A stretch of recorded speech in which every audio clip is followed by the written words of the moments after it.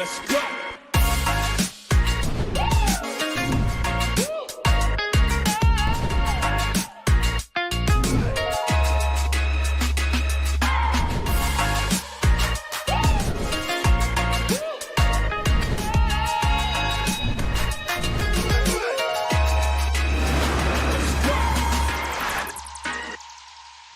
Welcome back to the fourth episode of The Insights, titled Financial Scam and Consumer Behaviour. What has gone wrong? In this digital era, we are seeing more and more critical cases of financial scams. In 2023, online fraud cases amounted to more than 34,000 cases, an increase of 95% within 5 years since 2019. According to CCID, these cases of online fraud amounted losses of more than 1.3 billion ringgit. More disturbingly, a study revealed that most victims of investment scam syndicates were from the younger generation.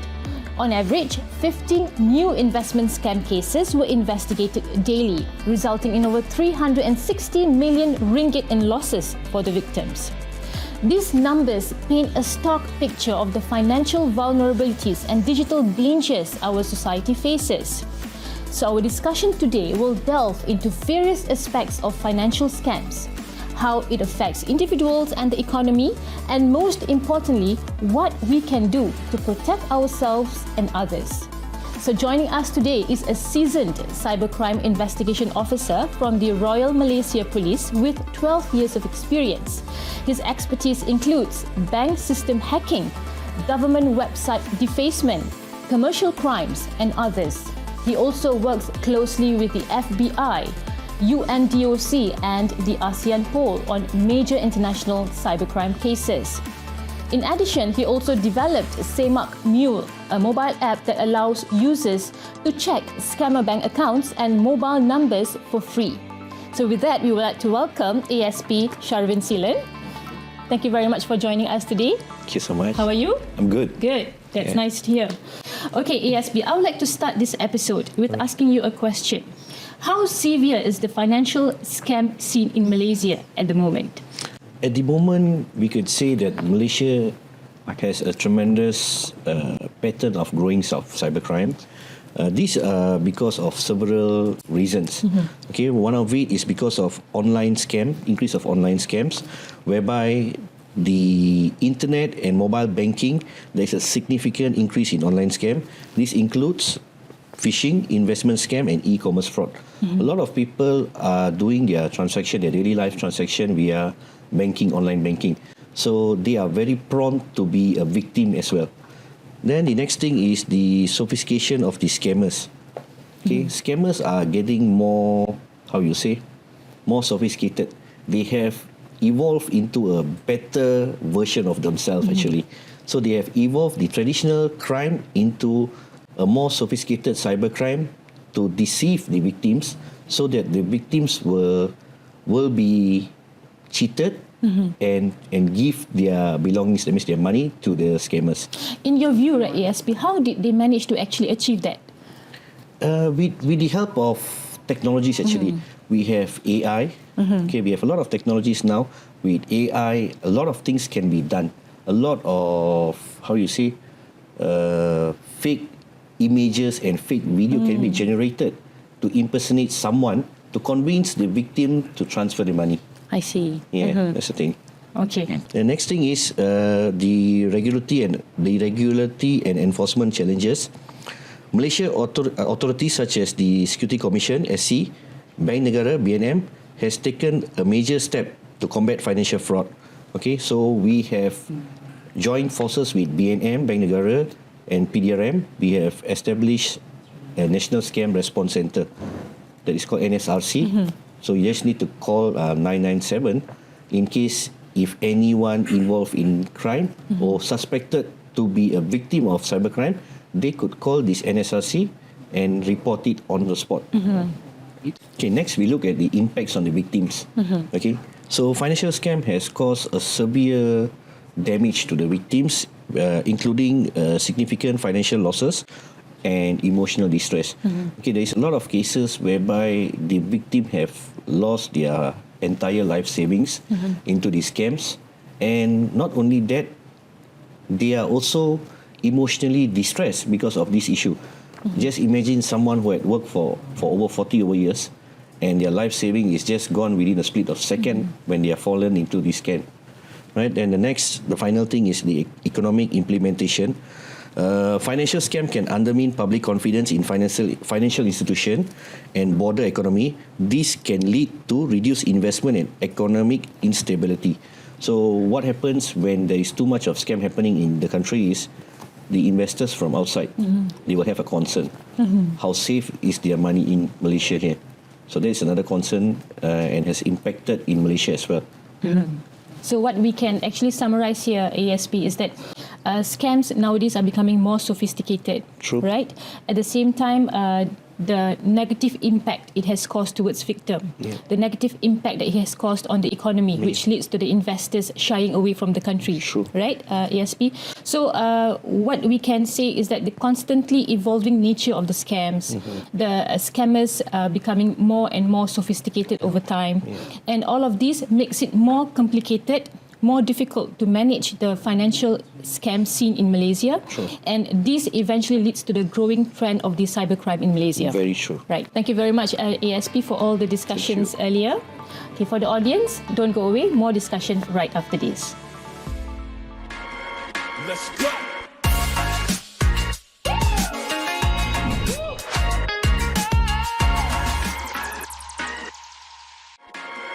Let's go.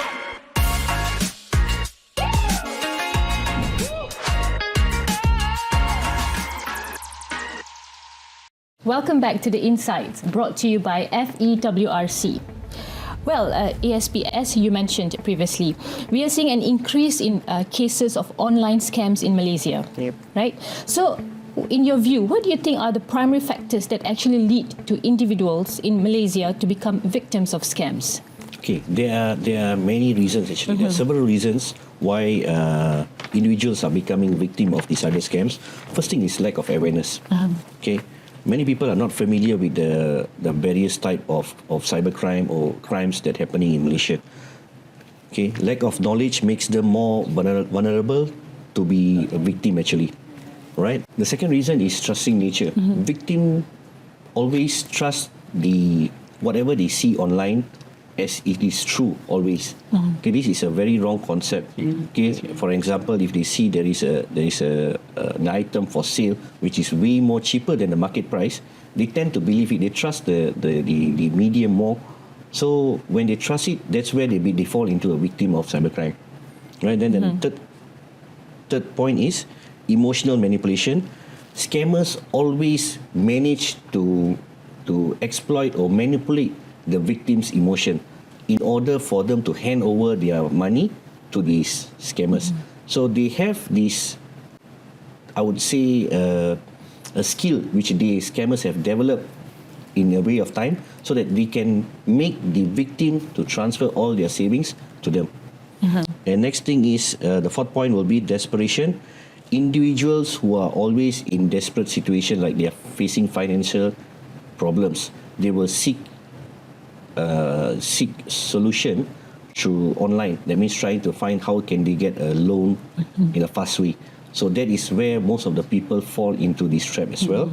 And the fifth point is technology gap. Older adults or less familiar person with the technology always often be a victim of cybercrime. So I can see here, ASP, the lack of knowledge and lack of awareness actually leads to a person becoming more vulnerable. And in addition, this will make them becoming more prone to being scammed online. That's And right. besides that, we also have the trusting nature, the natural trusting nature of Malaysians, at the same time, emotional manipulation, desperate situation, technological gaps, and etc. All right, at the same time, ASP, if we look from the Malaysian authorities' perspective, such as the SC and also BNM, these authorities have taken several steps to combat financial fraud in Malaysia. However, despite these efforts that have been taken, fraudsters frequently able to devise new or varied methods of operation, right? So my question is this actually the primary reason for such occurrences? Yes, I would say yes, because there is a technology gap in between the older generation and the younger generation.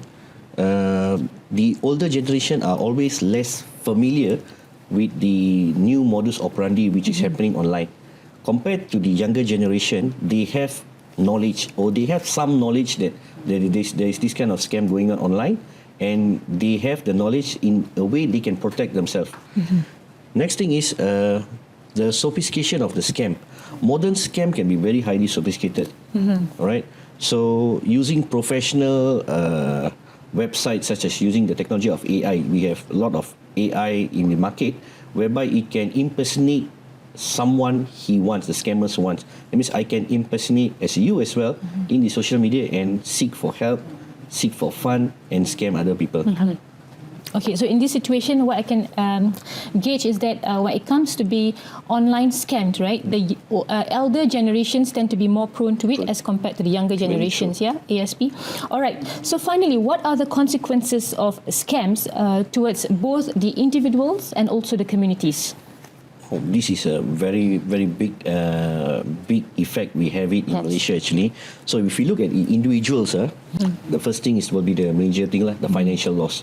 Individuals who had fallen into the cybercrime or cyber scams, they will face a huge financial losses. That means they could have lost their life savings or could have gone into debt. That's the major thing. Sometimes this can eventually also lead them to killing themselves, right, Yes. ASP? Yeah. There are cases like this.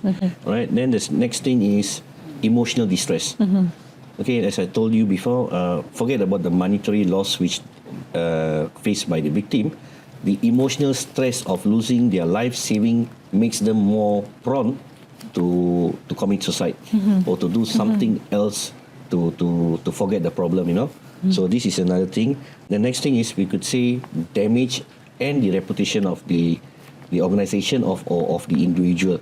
So trying to say that if, let's say, he or she has been fallen into some scams, and whereby these scammers have uphold certain private and confidential information of this victim, it could bring a damage to her reputation or his reputation as well. Then, and the final part, I would say, loss of trust. Okay, loss of trust. Victim will be not trusting the internet or the social media or any other online platform anymore after they have fallen to be a victim. And even loss of trust towards other individuals as well. Very true. Right? Yeah. So I think from an individual perspective, what we can summarize here, ASP, is the fact that the individual will suffer from emotional stress. Yes. Right? Financial loss, reputational damage, and at the same time, the loss of trust towards the social media and also towards other individuals. All right? Very true. Looking from the community perspective, what is your view on that? Okay. On the community perspective as well, there will be an impact. There will be a huge impact actually. So the first thing, the major impact we could see is economically. Okay, so when scams are spreaded widely in the country, okay, the first most significant part is we could reduce the consumers' confidence and spending. Right, that's the first thing. This can harm the local business and broader economy. That means investors from other countries who like to invest in the country would be reluctant, right? That would be the major impact on the communities. Second thing, erosion on the trust. Communities with high level of scam activity may experience a general erosion on trust among residents. What does that mean actually, ASP? Okay, people will have less tendency to trust on spending on the current economy. That means rather than I'm buying here, might as well buy in somewhere else in other country. And this will somehow negatively impact the economy, Yes, right? local economy as well. So on the third point, we look at the community effect is thing will be the community safety. So public will feel not confident, or they will feel that the environment which they are living, it is not safe for them to be there. Especially younger generation who is always active in social medias, active in doing online transaction, will feel that this is not a safe place for them, and this indirectly will create an impact on the community as well. Yes. So to create a conducive and safe community, all of these online scam issues really have to be addressed Very here, true. ASP. Yes. Thank you very much. For the audience out there, to know more about the possible solutions that we may have in place to combat the online scam scene in Malaysia, don't go away. We will be discussing this right after the break. Let's go.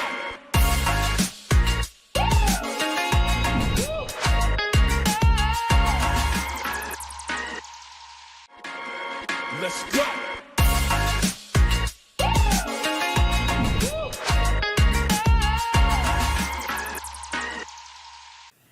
Welcome back to The Insights, brought to you by FEWRC. As we know, banks are implementing better measures and security in digital banking to combat online financial scams such as multi-factor authentication, biometric authentication, data encryption, and so on.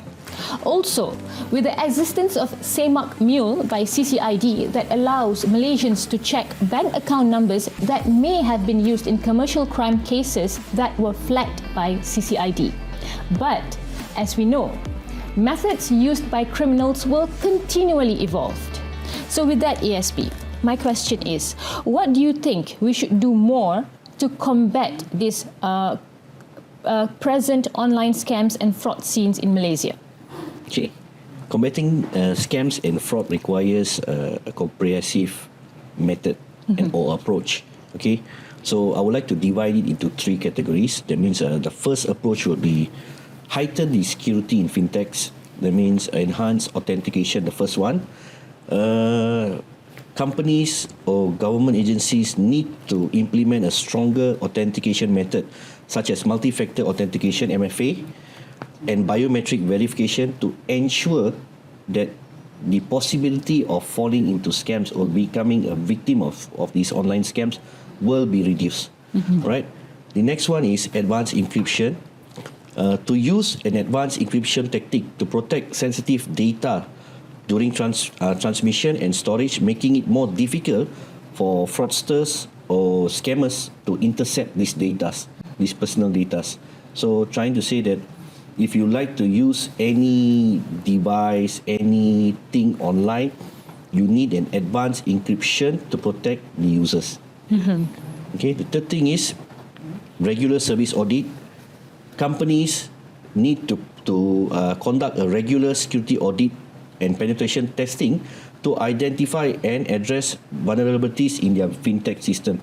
This is one of the most important thing I believe that the corporate companies, private sectors need to be implementing it, because I see there is a lacking of this in the private sectors. So it's a very important thing.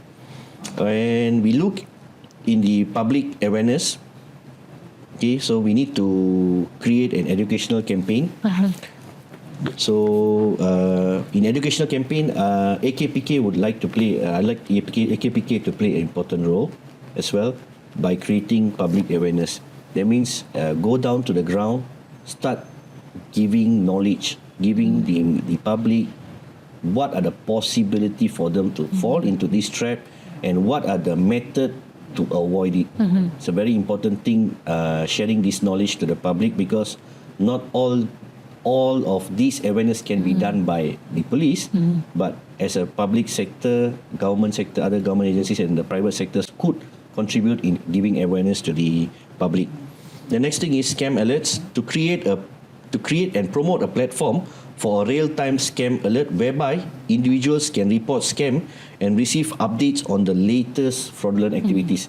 So this is very important, that in this country we have an online platform whereby the victims can immediately report to this kind of crime. We have already 997 NSRC, National Scam Response Center, whereby this victim can immediately report it to 997. So we have a present online center in place, to Yes. report any online scams that we have that's ongoing in Malaysia. Ongoing in Malaysia. Okay. And the next thing is enhanced collaboration category. Interagency cooperation is very important. So we need to strengthen cooperation between various government agencies, including law enforcement, regulatory bodies and consumer protection agencies, to improve information sharing and coordinated response for scam. This has been Royal Malaysian Police and the MCMC, Bank Negara, National, NFCC, we had this collaboration done for many years back, and this is a very good feedback we always get, because if we have collaboration in between agencies, in between government agencies, sharing information and to stop this kind of cybercrime, it is very efficient. It is fast. That means we can take the action immediately. Compared to the traditional way, it takes some time. Okay. International collaboration, that means we need to work with international organisation and foreign government to address cross-border scams and develop a global strategies for fraud prevention. So, IT companies, government agencies need to link up. They need to treat this problem as a global problem, not as a country's problem, but as a global problem. Because online scam involves cross-border, ASP. So it has to be a global problem and not just a local problem. Yes. And I always used to say that in Malaysia we always hear this term called dada musuh negara. Okay, but for me I believe that cybercrime is the world most the first crime in the world. It's very important to curb this cybercrime problem. Okay, and public-private partnership, we need to encourage public or corporates to join venture with the NGOs, okay, to do their social responsibilities to curb this cybercrime. That means they need to come out, do some campaign, do some awareness to the public as their social responsibility. In a way, this also educate their staff as well and educate the public as well. I think collaborations, heightened awareness, heightened security of fintech, all of these are very important measures for us to address the online scam scenes in Malaysia, ASP. So back to your statement on heightened security in fintech or financial technology. So if we look at financial technology, okay, we normal consumers usually will use our mobile banking app to do financial transactions. So from your perspective or your view, how do actually banks do their part in heightening the security for the banking system in Malaysia? Okay, I believe that what the current security have in the banking system, maybe currently it is sufficient for now, but it need to be upgraded as time goes on. It's very important to upgrade, not just to have a basic, like we used to say, cukup syarat, just for the sake of having a security measure in your system, you just have it. No, you need to upgrade following the time, because everyday cybercrime, these fraudsters are evolving into a new person. They're finding a new way to develop a small hole into your system. So we need to upgrade. Okay, the firms, the banking industries need to really upgrade, heighten their security system. So basically all of these measures that you mentioned, ASP, have to be worked together, have to be continuously evolved, to keep up with the continuously changing of the online scam scenes that we are facing in Malaysia. Okay, any other inputs or comments or advice that you would like to share with the audience before we end our episode for today? So I would like to say, if any of our audience today who had fallen into the cyber scam or believed to be a victim of scam, you could call our National Scam Response Center at 997. They will assist you. What you need to do, they will assist you accordingly. Thank you very much, ASP Sharvin, for your insightful insights and, of course, for joining us today in our episode of The Insights. Thank you, Puan. Okay, before we end, there is an important point that we would like to highlight to the audience. Collaboration between all of the related agencies that have been discussed earlier towards sharing data will play an important and effective role towards combating effectively the online scam scenes in Malaysia. With that, thank you for watching The Insights, and let's meet again in the next episode. I am Shabana Hassan. Assalamualaikum.